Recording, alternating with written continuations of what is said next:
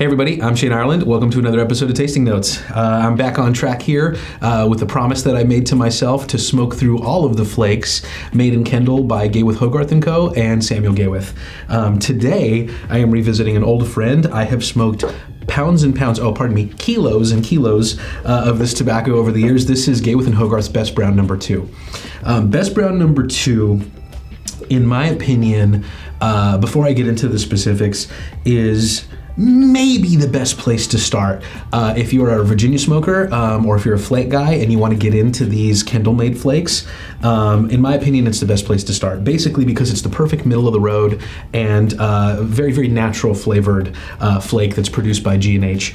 I would say that I go back and forth when I'm looking for something that's more straightforward and more tobacco flavor forward, not necessarily with a lot of the sort of Lakeland essence. I go back and forth between Best Brown No.2 and Bright CR Flake, between which one I prefer the most. Best Brown No.2 is actually a blend of both Burleys and Virginias.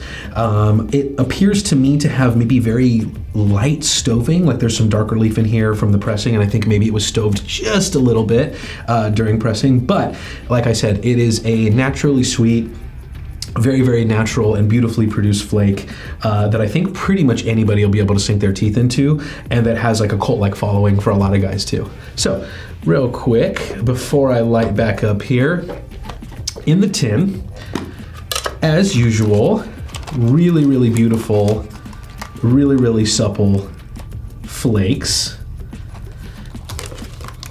The tin note for me has just a hint of that sort of Lakeland essence. Now the thing is, people will argue about this, but Best Brown No.2 is not flavored. It's not. The way that stuff like this happens is, I think both because of the presses that are used, the super, super old machinery that's amazing that they have over there in Kendall, and also just the physical proximity to other tobaccos that are heavily flavored with the Lakeland essence. There's this slight undertone of that quality across all of the blends that are produced at Gawith, and I think that's what really ties the whole portfolio together and gives it sort of that signature feel. However, even though in the tin note, I do pick up a little bit of, to me, what smells like, maybe a very, very light cocoa, maybe a very, very light licorice. It's mostly beautiful, bready, kind of sour, kind of tangy, maybe a little bit of earthiness, sort of Virginia and Burley notes. And like I said, if you are at all sensitive to the Lakeland essence, or if you're trying to, sort of get yourself into this style of tobacco, which is super unique, I think this is a good place to start. Because really, in the smoke, that doesn't come through. What comes through is the quality of the leaf itself. But like I said, it has that sort of signature Gawith vibe, even though it's not one of their actual flavored tobaccos. So, somewhat unassuming tin note, but I think everybody out there that's a fan of either Burleys or Virginias or Virginia Burleys is going to find that very, very appealing.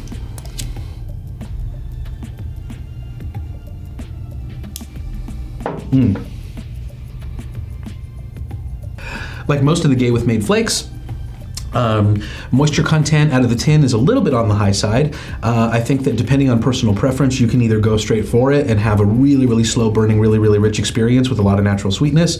I tend to, depending on whether I'm outside or inside, rub these flakes out either more fully or less fully. I leave them a little chunkier if I'm smoking outdoors. I rub them out a little bit further if I'm smoking indoors.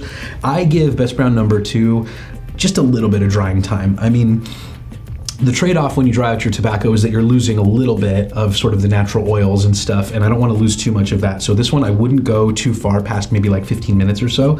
And mostly I'm just aerating this when I do rub it out.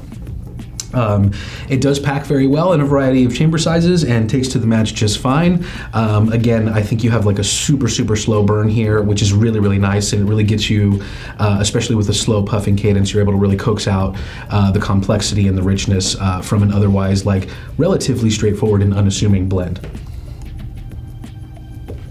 First light, you're getting the sort of typical fermented hay, bready-like notes. I do get immediately a little bit of earthiness and like just the barely hint of warming spices, especially through retrohale. I'm attributing that to the Burley leaf here.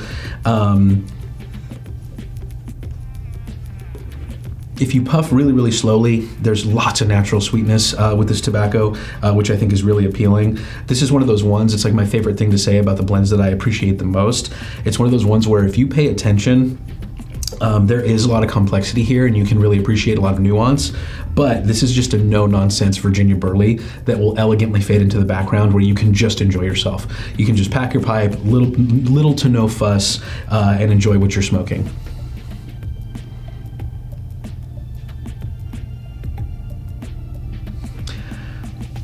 As Best Brown No. 2 really gets going in the bowl and you progress past like maybe the first quarter, first third, again, the natural sweetness amps up a little bit. I start to get some richer flavors, almost like molasses type notes.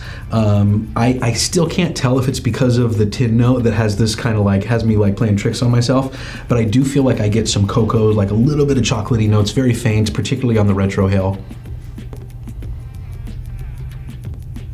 The thing that's interesting about this to me is I almost exclusively smoke Virginias and have smoked a ton of Virginia Burley blends over the years. There's something about the process that Gawith has with Best Brown No. 2 and some of the other flakes that they produce that are just straight Virginias or Virginia Burleys.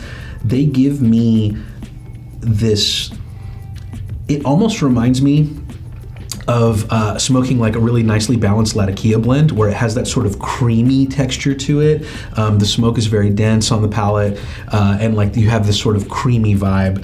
And I get that from Best Brown No. 2, and typically Virginias and Virginia Burleys is not really what I associate with that note. So again, it's something about the process there, maybe a light degree of stoving, but you really do get a lot of body from a tobacco that's not flavored with a bunch of stuff and doesn't have a bunch of condimental leaf in it. Today I'm smoking Gawith Hoggarth Co.'s Best Brown No. 2 in my trusty AKB Meerschaum by Tekken. And yeah, I'm revisiting a lot of these blends that I've smoked a lot, so I'm mostly sticking to Clays and Meerschaums to like reevaluate them after many years of smoking them in briar pipes. So I'm getting a little further down here, a lot more of the tanginess and the sort of malty character from the Virginias. Like I said, there's a nice foundation of earthy notes from the Burley.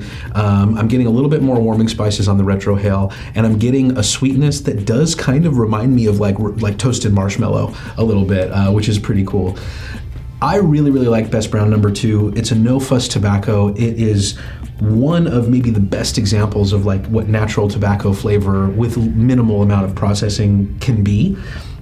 It's super approachable. It's an all-day smoke, and like I said, it's a great entry point if you're trying to explore the flakes that the Gawith houses produce.